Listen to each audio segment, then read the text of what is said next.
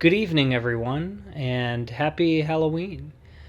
Or perhaps good morning, good afternoon.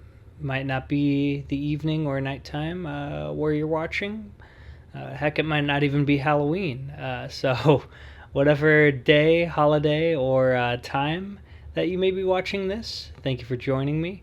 I hope that you've been keeping up and watching some of your favorite horror movies this season. I know I have. And maybe, just maybe, you've chosen to watch this one here with me that me and some really great people made back in the fall of 2022.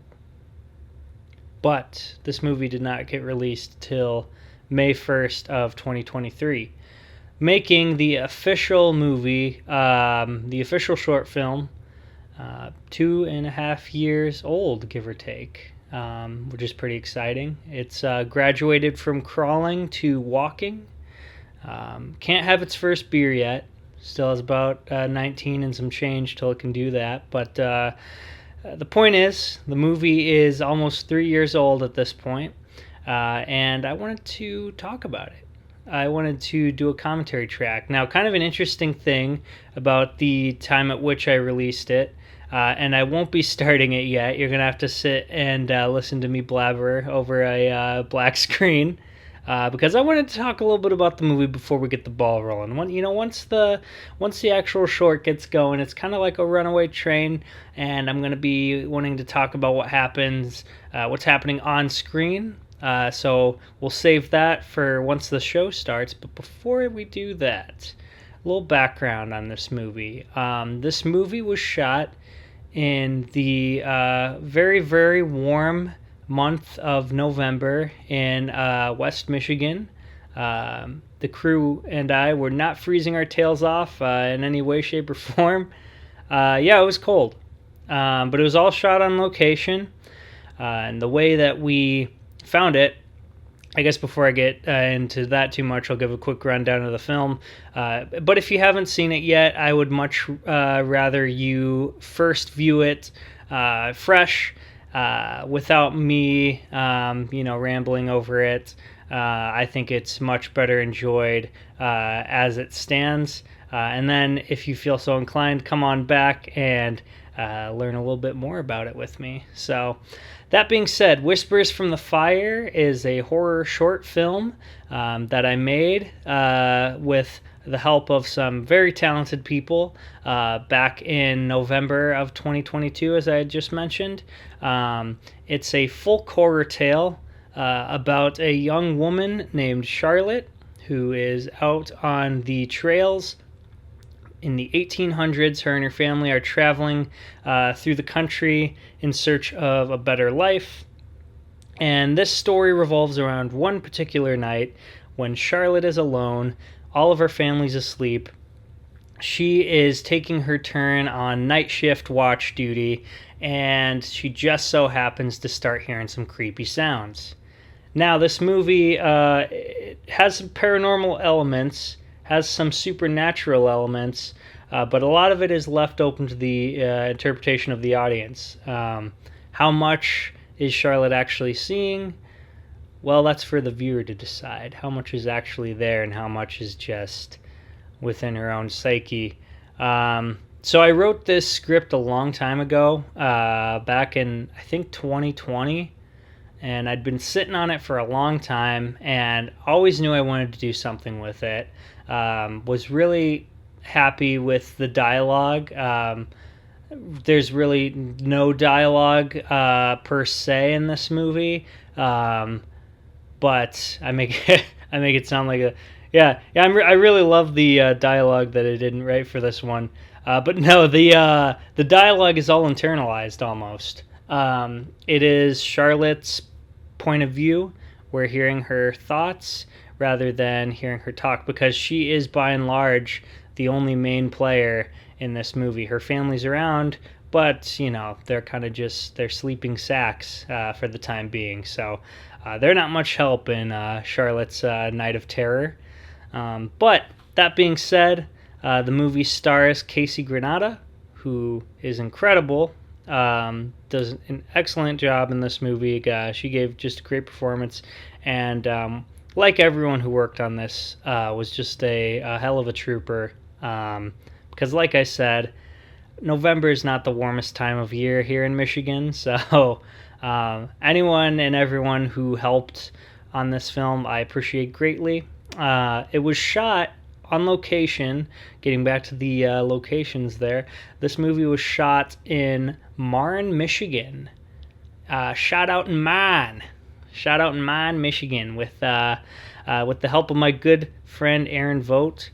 So his family actually owns farmland out in the Marne area, and they were kind enough to let me and my crew drive a truck out there and out into their nice field, and set up some lights and provide the audience, hopefully, with some scares. So very, very nice people, great people. Aaron's a good friend of mine, and yeah, just really appreciate him opening up his family's property to us, because without him, we wouldn't be here today. So, but yeah, it looks great. But it was, in fact, very, very cold.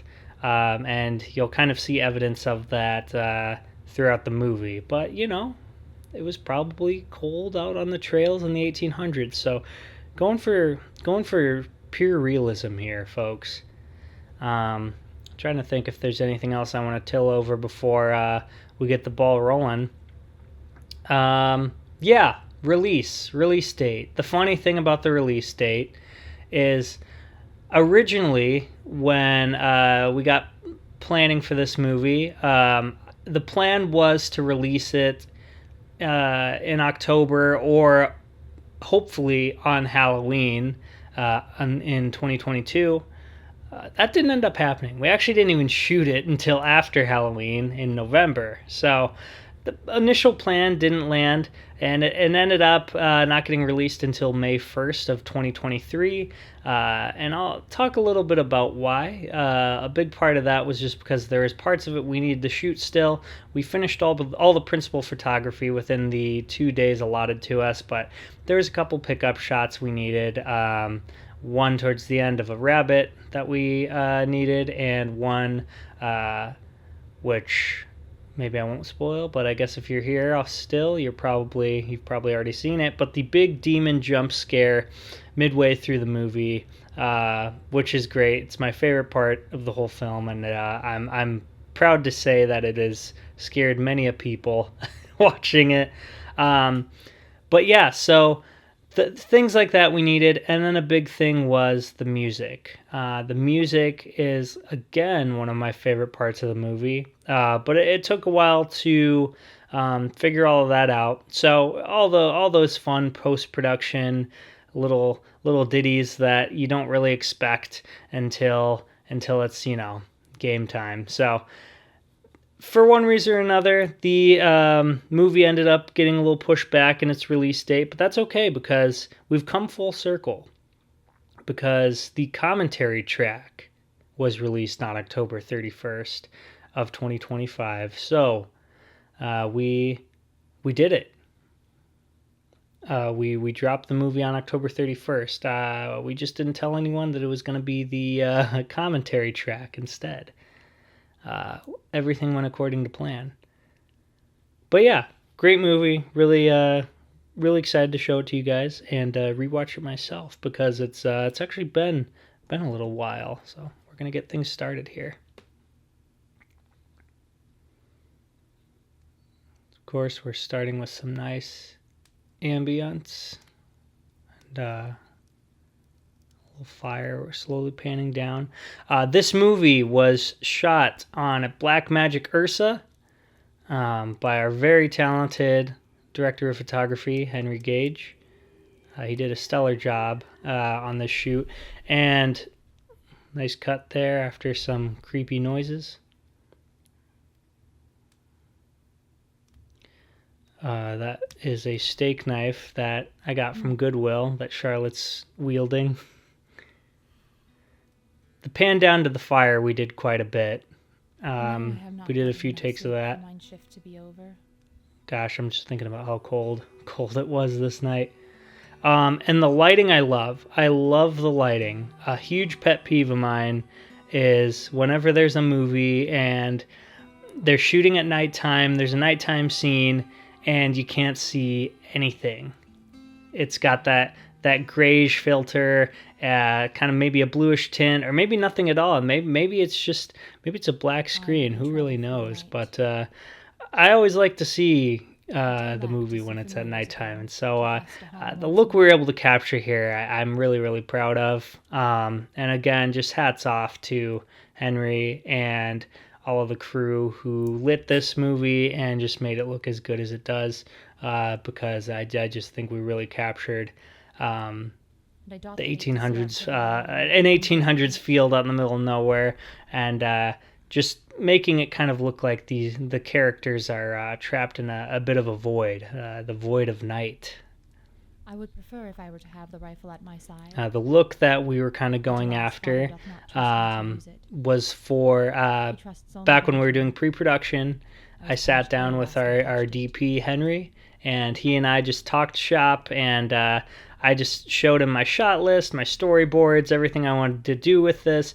And then we also watched Halloween 2, not the original, but the Rob Zombie version, which, hot take, I think is the second best one out of all of the Halloween movies. But it's got a great look to it, and I love the way they shoot nighttime, and I kind of wanted to mimic that. That's my good friend Alex Diaz rolling around as the little brother, Benjamin. The bodies were fun. The bodies were fun to shoot around. We have, I think in total we had 3 people playing the bodies. Only Alex was Benjamin. He was the right man for the role. But the dad was actually played by 2 people, Eric Lynham and Andy Cash. So an eagle-eyed viewer may be able to see when that switch happens, but I'm really proud of this shot here. We had a fog machine that was just running through the field, and then this one, of course, too, which I will say, this shot ended up in post-production being a royal pain in the ass. I guess not royal. It was like a peasant pain in the ass, but it was, it was a pain nonetheless, because there's a house behind Charlotte. We're out in the field, but we're not that far out, and so you could see the outline of the house silhouetted, and I didn't know that until post-production, so that's on me. Did not see it, but I did have to cover it up with some digital trickery there, playing with some graphics. Of course, this is the part where Charlotte's going crazy, and the camera's whipping all over her. She's hearing a bunch of noises, and really just wanted this to be frantic. And now that dooming sense of dread is kicking in. She's realizing she's got nowhere to go. She's really at the mercy of whoever's encroaching. Mom. She's calling out to her mom. I think I played mom at one point.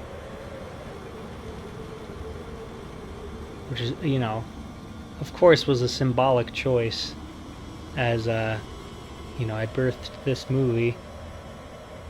Totally intentional.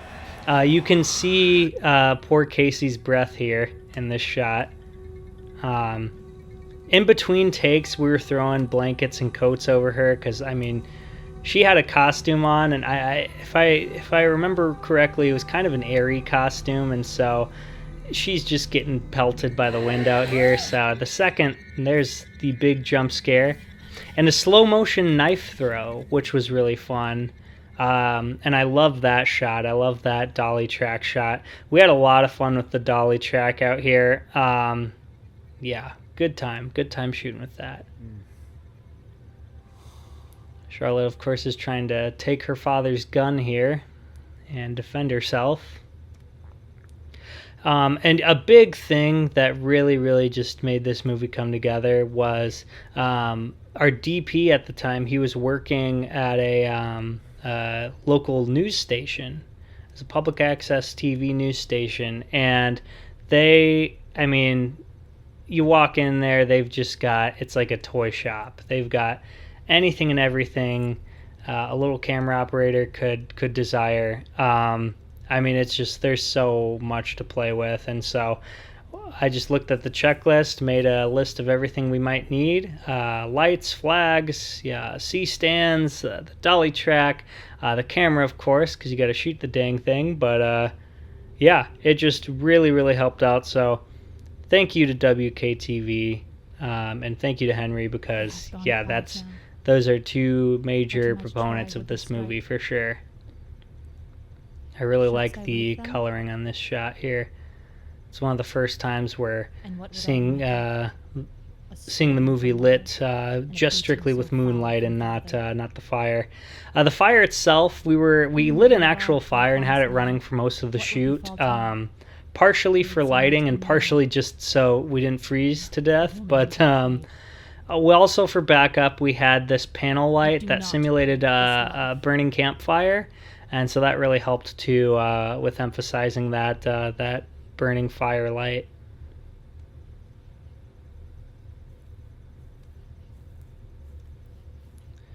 And I like this here. She walks back into the firelight when she's deciding whether or not to make this horribly dark decision of killing her family. It's like she's walking towards the gates of hell, essentially, with this decision making.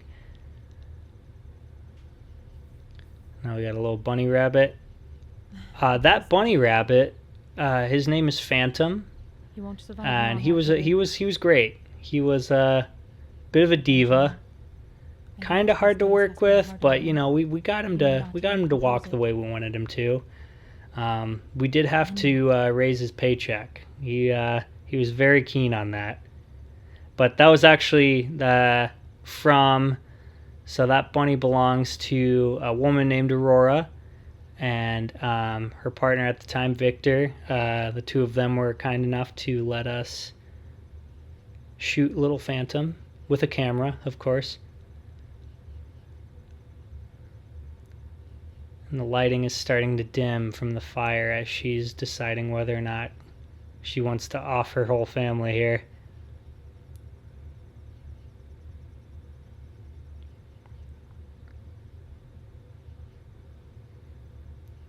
And then the fire embers die out. To capture that, I kind of used I just like keyed around the fire, had everything else black out first, and then had that slowly fade for effect. Got a pretty cool title here. I like the look of the title. And then we've got some scrolling credits. Our cast, of course, very limited. As there's only 4, and one of them is a bunny rabbit. But yeah, that was Whispers from the Fire. It was kind of rapid fire. I don't know if no pun intended, I don't know if I captured everything that I wanted to capture while watching it, because like I said, it is kind of like a runaway train once it starts. But here's all of our great cast and crew. Yes, a few things I want to highlight here. One, our key makeup artist, Candice Lefke. Incredible. She did a phenomenal job. She really, really helped us out with one of the hardest parts of the shoot to lock down, which was just getting that one blink and you miss it shot of the demon, which, fun fact, the demon, he's doing a little bit of a double role on this shoot. Our demon for the movie is none other than Henry Gage, our director of photography.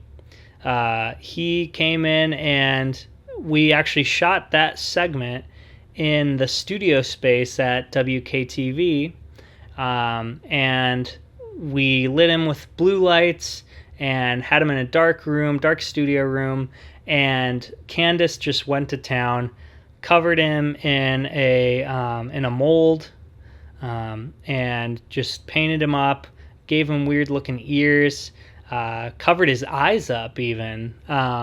He's like a pale. I wanted the demon to look like a pale demon that you'd kind of relate to early settlers, maybe telling tales about. Because this movie is a folk horror, I really wanted the monster to represent something that travelers would have talked about in that time. I wanted him to look humanoid, but I wanted him to look not quite right. So he's got patches over his eyes. So Henry was completely blind. He couldn't see. So we had to guide him to this stool in the studio space and just tell him where things were, and just so he didn't trip over anything. And there was actually a couple times, because he's the camera whiz here, he was telling me how to operate certain functions on the black magic we were shooting on. It's very helpful there. But yeah, he did a great job as the demon. He looked scary. He looked freaky. And he also, I believe, had something painted over his teeth. I think Candace used some sort of dye to make his teeth look sharp too. So a whole ton of work went into that 0.5 second shot, but it was worth it. It's great. It's one of those things that you want to hold on longer, but you know if you do, it's not going to have the same effect. So you get a blink and you miss it cameo from our DP there. So yeah, Candace Lefke did an awesome job. If you are a filmmaker in West Michigan and you need some kick-ass makeup effects, look no further than Candace Lefke. I hope to in the near future work with her again, because she was fantastic. Also, another highlight, another shout out, Hunter Van Klompenberg and his now wife, but at the time was girlfriend. I'm not sure if she was yet his fiance at this point, at the time of recording, but Victoria Latino, which she now goes by, of course, Victoria Van Klompenberg. So they were incredible. They came onto this shoot. One of the things I said that we were in a bind with was the music. That was the last big thing we had to lock down. And Victoria and Hunter, they came in clutch. Hunter is big into music. Actually, a good friend of mine and he are in a band together called the Cosmonites. They're awesome. Definitely check them out. They're on Spotify. But Hunter came on, and I worked closely with him to get the music for this movie. And let me just say, he and Victoria understood the assignment, as the kids would say. They really just knew exactly what I wanted for this. I just explained, like, yeah, this is like a kind of a rustic folk horror movie, and so they implemented just some simple string melodies. Victoria, of course, is providing some beautifully haunting vocals in the back that really drive home the supernatural elements of this movie. So I couldn't have asked for more for the score. It was incredible. I think we did 4 drafts of the score, as far as like, okay, yes, go that direction, record the final. I think it only took 3 or 4 tries until we got it down. So Hunter and Victoria, they were pretty much there. They pretty much were already there as far as the sound goes. Some things need to be tweaked, but I mean, man, they really just knew exactly what I wanted for this. So big thanks to them. Really, really grateful to have them on this project. And again, also people that I hope to work with once more in the near future. So that was Whispers from the Fire. The credits have long rolled now, and you are once again listening to me ramble over a dark screen. But that's okay. That's okay. It could be night photography. I don't know. But yeah, that was the movie. Really, really proud of it. Really love how it turned out. And it was cool to see something that was so long in the making finally come to fruition. Not without its trials and tribulations. There's definitely issues that we ran into during, before, and after production. But that's okay. That's to be expected. Because at the end of the day, the results we got were pretty stellar. Yeah, really proud of how this turned out. Trying to think of other points I want to talk about before closing this out. Again, Casey Granada, awesome job. She really, again, very much like Hunter and Victoria, and honestly, everyone involved with this project, they just understood what I wanted, and Casey is no exception. She read the character. I remember we met at this coffee shop downtown, and we went over the script, and she was just asking me questions, and we did some read-throughs, and she was just trying to get a feel for the character, and got a feel she did. She perfectly melded into Charlotte. She has her quiet rage down. She's got her bitterness and her fear. Just she's wrestling with a lot of emotions without any other actor really to bounce off of. So she's really just there with her own performance. So at the end of the day, the movie looks great. The music's awesome. I like to think I did not half bad a job, but really it a lot of it hinges on Casey. If her performance, wasn't great, the whole thing falls apart because it really is resting on her shoulders. So yeah, she nailed it. Awesome job. And I'm going to say this for everyone that I talk about, but I do hope to work with her again because she was fantastic. Really brought this movie to life, and it was so cool to be on set and just remember hunching over my laptop and typing this script up years ago, and now getting to see it unfold before my very eyes. So she really brought it to life. But everyone did, yeah. Henry, our DP, fantastic job. He really captured the look. Music, great. Casey was great.